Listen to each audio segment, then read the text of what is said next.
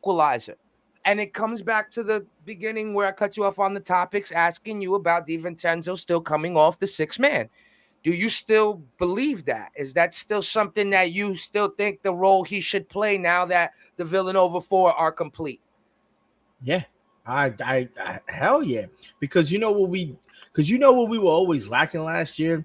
That person to come off the bench, especially with all the injuries. That got Sometimes it showcased. was Quigley till we got rid of him.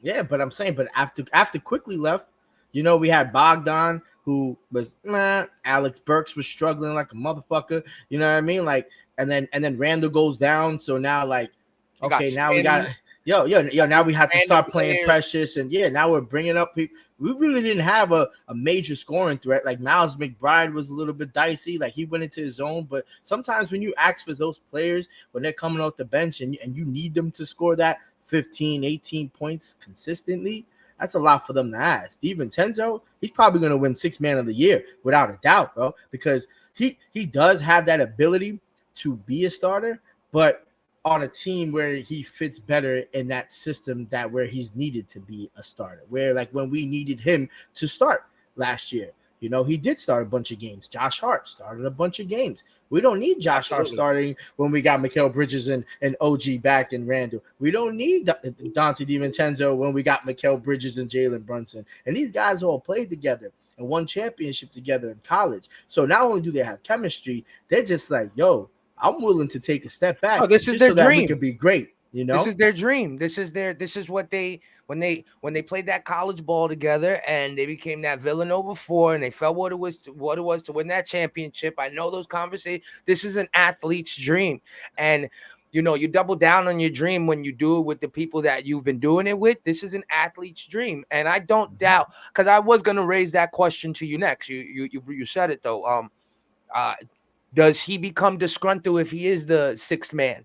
Taken off being a starter for what he did for the Knicks last year, for the role he played when he needed to play it. Now you're going to ask this man to sit down, but believe in the coaching and the staff. We will get a championship if you play this role. Does he become disgruntled, or is he still the same player off the bench? Even though you kind of answered it, but. And the reason I don't think so is because of these two reasons. I think he wants to. Number one, he came here knowing that our intention was for him to come off the bench. We didn't need him to start that game, so we never went back on our word. When kind of never looked at him as a starter. You know what I mean? Like when we had this conversation of like, hey, bro, welcome to the team. I'm happy to have you. It wasn't like, yeah, bro, I'm happy to have you starting. You're gonna be the difference. It wasn't none of that. It was just like, yo. But when he came to step up, like all the other Knicks had to do last year, he stepped up and he showed, just like how Hartenstein can show that he deserves to be a starting center. Hartenstein got his back. DiVincenzo showed that, hey, I could probably be starting somewhere, but I'd rather just chill with these guys. I like the way they ball. We got chemistry. I think we could really do something. And let's be honest, who doesn't want a chip in New York City? Because you going down in history the next time the Knicks win a chip. I don't care what anybody says. You know what I mean? Like, and I think that to double down on that, I think that's because New York has honestly had great players at all different time periods. We've even had great teams, don't get me wrong, but I'm talking about the generation that I'm in.